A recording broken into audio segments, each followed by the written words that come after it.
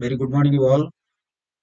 ଆପଣମାନଙ୍କୁ ମୋର ନମସ୍କାର ଏବଂ ଆଜିର ଯୋଉ ଭାରତୀୟ ଭାଷା ଏବଂ ଏଇ ଭିତରେ ଯୋଉ ଆପଣ ସଂସ୍କୃତ ଭାଷା ବିଷୟରେ ଆମର ଯୋଉ ଚାଲିଛି ଗୋଟେ ସପ୍ତାହ ଧରି ବ୍ୟାପୀ ଯୋଉ ଫ୍ୟାକଲ୍ଟି ଡେଭଲପମେଣ୍ଟ ପ୍ରୋଗ୍ରାମ, ଏଥିରେ ଆମେ ଏ ଭାଷାର ଯୋଉ ଆଲଗରିଦିମ ଯୋଉଟା କି ଆମର ସିଦ୍ଧାନ୍ତ କୌମୁଦୀ କୁ ନେଇ ପର୍ଯ୍ୟବେସିତ ତାରି ଉପରେ ଆମେ ଆଲୋଚନା କରିବା। ଆମେ ଦେଖିବା ଏଥିରେ ଯେ ଯେକୌଣସି ଗୋଟେ ମୂଳ ପଦ, ଏଇ ପଦକୁ ନେଇକି ଆମର ବାକ୍ୟ ତିଆରି ହେଇଛି ଏବଂ ବର୍ଣ୍ଣମାଳାକୁ ନେଇକି ଏ ପଦ ତିଆରି ହେଇଛି ଏବଂ ଏଇ ଯୋଉ ଆମେ ଯୋଉ ଶବ୍ଦ ତିଆରି କରୁଛନ୍ତି ବା ପଦ ତିଆରି କରୁଛନ୍ତି କେମିତି ହଉଛି ସଂସ୍କୃତରେ, ଏହା ଆକ୍ଚୁଆଲି ପ୍ରକୃତି ଆଉ ପ୍ରତ୍ୟୟ ମିଶିକି ଗୋଟେ ଶବ୍ଦ ସୃଷ୍ଟି ହଉଛି। ଯେମିତି ଆମର ବେଦର ମୁଖ୍ୟ ଜିନିଷଟାକୁ ବ୍ୟାକରଣ ବୋଲି କୁହାଯାଉଛି ଏବଂ ତା ମୁଖକୁ ବ୍ୟାକରଣ ବୋଲି ବି କୁହାଯାଉଛି। ଛନ୍ଦ ହଉଛି ବେଦର ପାଦ, କଳ୍ପ ହେଉଛି ବେଦର ହାତ, ଜ୍ୟୋତିଷ ହେଉଛି ବେଦର ନେତ୍ର ଏବଂ ବ୍ୟାକରଣ ହେଉଛି ଏହାର ମୁଖ୍ୟ ଅଙ୍ଗ ମୁଖ ଏବଂ ବ୍ୟାକରଣ ବିନା ଶବ୍ଦ ଜ୍ଞାନ ଅସମ୍ଭବ। ତେଣୁ ଏଇ ଯୋଉ ବ୍ୟାକରଣ ଏବଂ ଆମର ଯୋଉ ପାଣିନି ଅଷ୍ଟାଧ୍ୟାୟୀ ପାଣିନିଙ୍କର କିମ୍ବା ସିଦ୍ଧାନ୍ତ କୌମୁଦୀ, ଏହାକୁ ବ୍ୟବହାର କରିକି ଏବଂ ଏହାର ସାହାଯ୍ୟରେ ଆମେ କେମିତି ଶିଖିବା, ଆଜିର ହଉଛି ମୂଳ ବସ୍ତୁ। ଅ, ଆମେ ଏବେ ଯୋଉ ଶବ୍ଦ ବିଷୟରେ କହୁଥିଲେ, ଏ ଶବ୍ଦ ହଉଛି ପ୍ରକୃତି ଆଉ ପ୍ରତ୍ୟୟ ମିଶିକି ଯୋଡି ହେଇଛି ହେଲା। ତେଣୁ ଆମେ ଦେଖିବା କେମିତି କଣ ଏଇଟା ସବୁ ହଉଛି। ପ୍ରଥମେ ଯୋଉ ସୂତ୍ର ଆମେ ଦେଖିବା, ଆକୁ ପ୍ରାୟ ମହର୍ଷି ପାଣିନିଙ୍କ ଦ୍ଵାରା ଏଇ ଗ୍ରନ୍ଥ ଯୋଉ ତିଆରି କରାଯାଇଛି, ଏଟା 8ଟା ଅଧ୍ୟାୟରେ ଗଠନ କରାଯାଇଛି। ଦେଖନ୍ତୁ 1, 2, 3, 4, 5, 6, 7, 8 ଏ ଟୋଟାଲ ବ୍ୟାକରଣକୁ ଅଷ୍ଟ ଅଧ୍ୟାୟୀ, ତେଣୁ ଆକୁ ଅଷ୍ଟାଧ୍ୟାୟୀ ପାଣିନି ସୂତ୍ର ବୋଲି କୁହାଯାଏ। ପ୍ରତ୍ୟେକ ଅଧ୍ୟାୟରେ 4 ପାଦ ଅଛି, ତେଣୁ 8 ଅଧ୍ୟାୟରେ 8 ଗୁଣନ 4 ସମାନ 32 ପାଦ ଅଛି ଏବଂ ପ୍ରାୟ 4000 ସୂତ୍ର ଅଛି। ଏଥିରେ ଅଛି 4000 କୁ 15 କମ, 5 କମ 3995, ଯାହା ହଉ କେତେକ ଜାଗାରେ ବି ଲେଖା ହେଇଛି ପ୍ରାୟ 4000 ସୂତ୍ର ଅଛି ଏବଂ ଏଇ ସୂତ୍ର ଭିତରେ କେତେକ ଇମ୍ପୋର୍ଟାଣ୍ଟ ସୂତ୍ର ଯୋଉଟା ମାହେଶ୍ୱର ସୂତ୍ର ଶିବଙ୍କ ଦ୍ଵାରା ଯୋଉ କରାଯାଇଛି, ସେ ସୂତ୍ର ପାଖରୁ ଆରମ୍ଭ ବିଭିନ୍ନ ପ୍ରକାର ଏବଂ ଶେଷ ସୂତ୍ର ସବୁ ଏଇ ସୂତ୍ର ଦିଅନ୍ତୁ 8.4.6, ତେଣୁ 8 ଅଧ୍ୟାୟର ଚତୁର୍ଥ ପାଦର ଏଇ 68 ଏଇ ସବୁ ଜିନିଷ ଏମିତି ଭାବରେ କରାଯାଇଛି। ଆମେ ଯଦି ଦେଖିବା ଏଇ ଯୋଉ ସୂତ୍ରଟା କଣ, କାହାକୁ ବେଶ କରିକି ଏ ସୂତ୍ର ଦିଆଯାଇଛି। ପ୍ରଥମ କଥା ହଉଛି ଏଇଟା ଅଳ୍ପାକ୍ଷର ହବା ଦରକାର, ମାନେ କମ ବର୍ଣ୍ଣକୁ ନେଇକି ତିଆରି ହେବା, ସଂକ୍ଷିପ୍ତ ହବାର ଅଛି। ଦ୍ୱିତୀୟ ହଉଛି ସାରବତ, ମାନେ it should be just like the summarization, very ମାନେ ମାନେ କନସାଇଜ ହବା ଦରକାର ଅଛି। ତାପରେ ଅସ୍ତଭ୍ୟ ମାନେ ଅନବଦ୍ୟ, ମାନେ ଏହାର ଡବଲ ମିନିଂ ଓଲଟା ପାଲଟା ଜିନିଷ ରହିବାର ନାହିଁ। ଅସନ୍ଦିଶ ସନ୍ଦେହ ରହିତ ହବାର ଅଛି। ବିଶ୍ୱତୋମୁଖ ମାନେ ସର୍ବତ୍ର ପ୍ରଯୁଜ୍ୟ ଏଇଟାର ଅଛି, ମାନେ ଏ ବାକ୍ୟରେ ଏଇଟା ସେ ବାକ୍ୟରେ ଅଲଗା ସେମିତି ହବା କଥା ନାହିଁ। ଅନବଦ୍ୟ ଏବଂ ନିର୍ଦ୍ଦୋଷ ହବାର ଅଛି। ତେଣୁ ପତଞ୍ଜଳିଙ୍କ ମତରେ ପାଣିନିଙ୍କର କୃତ ଏଇ ଯୋଉ ଗ୍ରାମାର ବା ବ୍ୟାକରଣ କରାଯାଇଛି, ଏହା ଏତେ ନିର୍ଭୁଲ ଯେ ଏହାର କୌଣସି ବି ଗୋଟିଏ ଅକ୍ଷର ନିରର୍ଥକ ନୁହେଁ। ତେଣୁ ଆମେ ଯୋଉ ଦେଖିବା ଏହାକୁ କେମିତି କରାଯାଇଛି, ଗୋଟେ କଥା ହଉଛି ସଂଜ୍ଞା, ନାଉନ ବା ଆପଣ ଯାହା କହୁଛନ୍ତି, ନାମକରଣ ବା ପାରିଭାଷିକ ଅର୍ଥରେ ଆମେ ଯୋଉଟା ୟୁଜ କରୁଛନ୍ତି।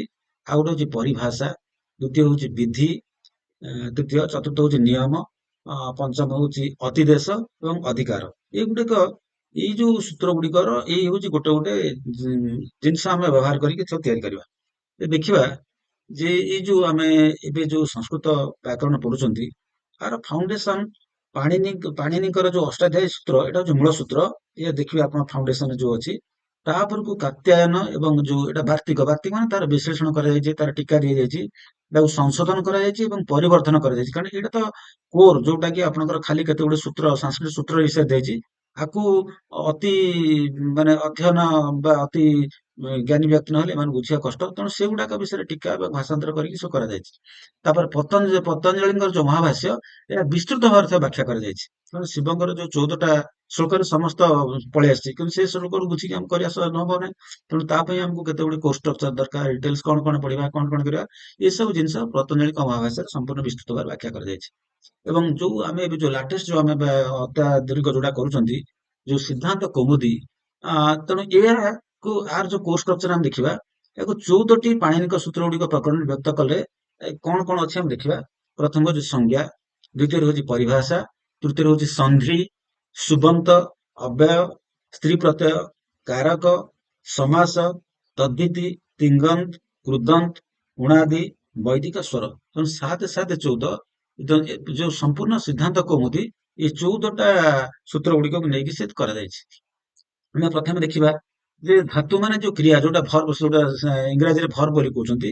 ଯେ ଧରନ୍ତୁ ଗୋଟେ ଭୂ ଧାତୁ ଆମେ ନବା। ଭୂ ଧାତୁ ମାନେ ଭୂ ହଉଛି ମାନେ କରିବା, ଭୂ ମାନେ ପଢିବା।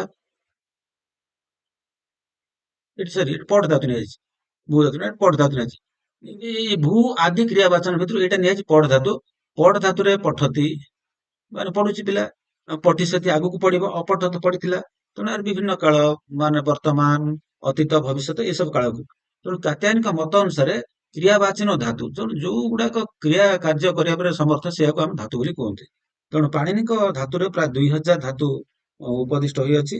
ଏବଂ ଏଇଟା କେମିତି ହଉଛି ନା ତାର ମୂଳ ଧାତୁରେ ତିଙ୍ଗ ପ୍ରତ୍ୟୟ ହୋଇକି ତିଙ୍ଗାନ୍ତ ପ୍ରତ୍ୟୟ ହଉଛି। ଦେଖନ୍ତୁ କେମିତି ବନା ଯାଉଛି। ସେଠି ଆମର କଣ ହଉଥିଲା ଯେ ଆମେ ଯଦି ଦେଖିବା ପ୍ରକୃତି ପ୍ରତ୍ୟୟ, ପ୍ରକୃତି ଏବଂ ପ୍ରତ୍ୟୟ ଏଇ ଦିଟାଙ୍କ ମିଶିକି ଶବ୍ଦ ତିଆରି ହଉଥିଲା।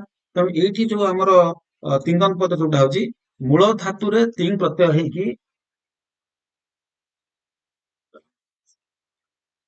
20 ପିସ୍ କରି।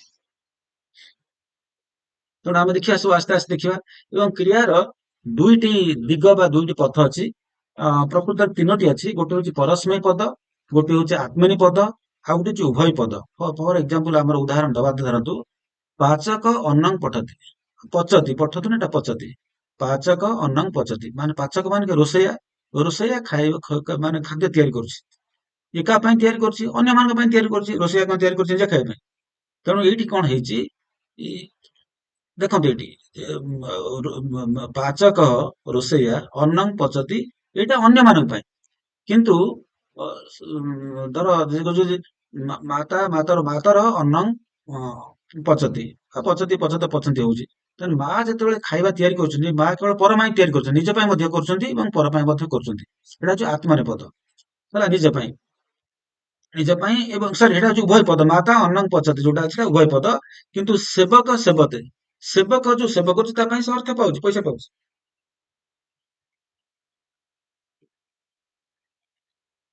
ସାର୍ ଗୋଟେ ଅନଲାଇନରେ ଅଛି, ଗୋଟେ ମିନିଟ୍ ପରେ ମୁଁ ଫୋନ କରୁଛି। 2 ମିନିଟ୍ ପରେ। ତେଣୁ ଏଇ ଯୋଉ ଦେଖିବା ଆମେ ଗୋଟେ ହଉଛି ପରସ୍ମେୟ ପଦ ଯୋଉଟା ଅନ୍ୟମାନଙ୍କ ପାଇଁ କରାହଉଛି, ଗୋଟେ ଆତ୍ମନି ପଦ ନିଜ ପାଇଁ କରୁଛି, ଗୋଟେ ଉଭୟ ପଦ ଯୋଉଟା କି ନିଜ ପାଇଁ ଏବଂ ପର ପାଇଁ ଯେମିତି ମାତା ଅନ୍ନଂ ପଚତେ। ଏଇ ସବୁ ଜିନିଷ ଗୁଡାକ କ୍ରିୟାର ଦିଗ। ତାପରେ ତିଙ୍ଗ ପ୍ରତ୍ୟୟର ଗାଣିତିକ ଗ୍ରିଡ ଯୋଉଟା ହଉଛି କେମିତି କରାଯାଉଛି, ପରସ୍ମେୟ ପଦରେ କେମିତି ହଉଛି, ଆତ୍ମନେୟ ପଦରେ କେମିତି ହଉଛି। ଯେ ପଟ ଧାତୁରେ ତି ପ୍ରତ୍ୟୟ ହେଇକି ପଠତି ହେଇଛି। ପଟ ଧାତୁ ମାନେ କ୍ରିୟାପଦ ହଉଛି ପଟ, ତାର ପ୍ରତ୍ୟୟ ହେଇଛି ତି ପ୍ରତ୍ୟୟ, ଏଟା ପଠତି ହେଇଛି ହେଲା। ପଚତି ପଚ ସେ ଅଲଗା ଜିନିଷ, ପଟ କଥା ମୁଁ କହୁଛି। ତେଣୁ ଆମେ ଯଦି ଦେଖିବା ପରସ୍ମେୟ ପଦରେ ପରସ୍ମେୟ ଧର ବାଳକ ପଠତି, ବାଳକ ପଢୁଛି। ତେଣୁ ଏଇ ଯୋଉ ଅଛି ଆମର ଏଥିରେ କେମିତି ହଉଛି ନା ପ୍ରଥମ ପୁରୁଷ, ମଧ୍ୟମ ପୁରୁଷ, ଉତ୍ତମ ପୁରୁଷ, ଏକ ବଚନ, ଦୁଇ ବଚନ, ବହୁ ବଚନ ହେଲା। ତିତ୍ ପ୍ଲସ୍ ଜି, ସିପ୍ ଥସ୍ ଥ, ମିପ୍ ବସ୍ ମମ୍ ମସ୍ ହେଲା। ତେଣୁ ଏଇ ଭାବରେ ହବ ଯେମିତି ପ୍ରଥମ ପୁରୁଷ ଏକ ବଚନରେ ତିପ୍ ଯୋଗ ହବ। ମାନେ ପଟ ଧାତୁରେ ତିପ୍ ପ୍ରତ୍ୟୟ ହେଇକି ପଠତି ହଉଛି। ସେରକମ ପ୍ରଥମ ପୁରୁଷର ଦ୍ୱି ବଚନରେ ଚେଞ୍ଜ ହେଇଯିବ, ପ୍ରଥମ ପୁରୁଷର ବହୁ ବଚନରେ ଚେଞ୍ଜ ହେଇଯିବ, ମଧ୍ୟମ ପୁରୁଷର ଏକ ବଚନ ଅଲଗା, ମଧ୍ୟମ ପୁରୁଷର ଦ୍ୱି ବଚନ ଅଲଗା। ଇଏ ଯେମିତି ହେଇଛି ଏଇଟା ପରସ୍ମେୟ ପଦ ପାଇଁ ଏଇ ହଉଛି ତାର ଗ୍ରିଡ। ଆତ୍ମନେୟ ପଦ ପାଇଁ ସେରକମ ପ୍ରଥମ ପୁରୁଷର ଏକ ବଚନ ତ, ପ୍ରଥମ ପୁରୁଷ ଦ୍ୱି ବଚନରେ ଆତାମ, ଏଇ ଜିନିଷ ଆପଣ ଦେଖୁଛନ୍ତି। ତ ଆତାମ ଝ, ହାସ ଆଥାମ ଧ୍ୱମ, ଇଟ୍ ବହି ମଇ। ତେଣୁ ଏଇ ହିସାବରେ ଆମର ଡିଟେଲ ଆମେ ପଢିବା ଆମର ଗ୍ରାମାରରେ ଏ ବିଷୟରେ କେମିତି ହଉଛି ପ୍ରତ୍ୟେକ ଯେ ଗୋଟେ ଗୋଟେ ଧାତୁ ନେଇକି ଆମେ ତାର କରିବା। ତାପରେ ଯୋଉ ଗଣ ଧାତୁର ବର୍ଗୀକରଣ ଯୋଉ କରାଯାଇଛି ସଂସ୍କୃତ ବ୍ୟାକରଣରେ ମୂଳ ଧାତୁ ମାନଙ୍କୁ ପ୍ରକାର 10ଟି ଭାଗରେ ବିଭକ୍ତ କରି 10 ଗଣ 10ଟି ଭାଗରେ ବିଭକ୍ତ କରାଯାଇଛି। ସେ 10ଟି ଭାଗ କଣ? ଗୋଟେ ହଉଛି ଭୁଆଦି, ଭୂ ଧାତୁ, ପଟ ଧାତୁ ଏଗୁଡାକ ହଉଛି ଭୁଆଦି। ଅଦାଦି ମାନେ ଅସ୍ ଏଗୁଡାକ ହଉଛି ଦ୍ୱିତୀୟ ନମ୍ବର। ପ୍ରଥମ ଗଣରେ ଭୁଆଦି, ଦ୍ୱିତୀୟ ଗଣରେ ହେଲା ଅଦାଦି। ତୃତୀୟ ଗଣରେ ଜୁହୋତ୍ୟାଦି ମାନେ ହୁ ହା ଏଗୁଡା ସବୁ। ଦିବାଦି, ଦିବ୍ ନୃତ୍, ସ୍ୱାଦି ସୁ ଆପ, ତୁ ଦାଦି ତୁଦ୍ ଇଷ୍ଟ, ରୁ ଦାଦି ରୁଦ୍ ସିଦ୍ଧ, ତନାଦି ତନ୍ କ୍ରୁ, କ୍ରାଦି କ୍ରି ବନ୍ଧ। ଏଇଭଳି ଭାବରେ ଆମେ ଦେଖିବା ସେରକମ ଚୁରାଦି ଚୁର୍ ପ୍ଲସ୍ ଚିନ୍। ତେଣୁ ଏଇ ହିସାବରେ ଦେଖିବା ବହୁତ ଗୁଡେ ଅଛି। ଆମଙ୍କର 10ଟା ଗଣ ବା 10ଟା ବିଭାଗରେ ବିଭକ୍ତ କରାଯାଇଛି। ଏ ଭୂ ଆଦି ଇଏ ହଉଛି ଗୋଟେ ଗଣ। ଏଇଭଳି ଭାବରେ ଆମର 10ଟା ଗଣରେ ବିଭକ୍ତ କରାଯାଇଛି। ବ୍ୟାକରଣ ଯାନ୍ତ୍ରିକ କ୍ରିୟାରେ ଶବ୍ଦର କେମିତି ସୃଷ୍ଟି ହଉଛି, ମୁଁ ପ୍ରଥମେ କଣ କହିଲି ଯେ ଆମର ଗୋଟେ ଧାତୁରେ ଆଇଦର ସେଟା ଆମର ଯୋଉ ଗୋଟେ ପ୍ରତ୍ୟୟ ଯୋଗ ହଉଛି ହେଇସାରିଲା ପରେ ଆମର ଧାତୁ ରୂପ ହଉଛି। ଧର ଯୋଉ ପଟ ଧାତୁ ନିଆଯାଇଛି ଏବଂ ପଟ ଧାତୁରେ ଆମେ ଯୋଉ 10ଟା ଗଣ ଅଛି ଆମେ ବାଛିଲେ ଧର ଭୁଆଦି ଗଣ। ଭୁଆଦିରେ ପଟ ହେଇପାରିବ, ଯେକୌଣସି ହେଇପାରିବ। ତା ଦେହରେ ଆମେ ଯଦି ଆତ୍ମନେୟ ପଦ ବ୍ୟବହାର କରିବା କିମ୍ବା ପରସ୍ମୈ ପଦ କରିବା ଏବଂ ବିଭିନ୍ନ କାଳ ଅଛି, ବର୍ତ୍ତମାନ କାଳ, ଅତୀତ କାଳ, ଭବିଷ୍ୟତ କାଳ। ତି ପ୍ରତ୍ୟୟ ଦ୍ୱାରା ପଠତି ହଉଛି। ମାନେ ବାଳକ ପଠତି। ବାଳକ ଯେମିତି ଆମ ନର ଶବ୍ଦ ଅକାରାନ୍ତ ହେଇଛି। ବାଳକ, ବାଳକ, ବାଳକା, ନର, ନର, ନରା। ତେଣୁ ବାଳକ ଅକାରାନ୍ତ ପ୍ରଥମ ପୁରୁଷ ପଠତି, ପଠତି, ପଠତ, ପଠନି ପ୍ରଥମ ପଠ ଦେଇଛି। ତେଣୁ ଏଇ ନିୟମ ଅନୁସାରେ ସମସ୍ତ ବାକ୍ୟ ଗୁଡାକ ଗଠନ କରାଯାଇଛି। Thank you for attending this video.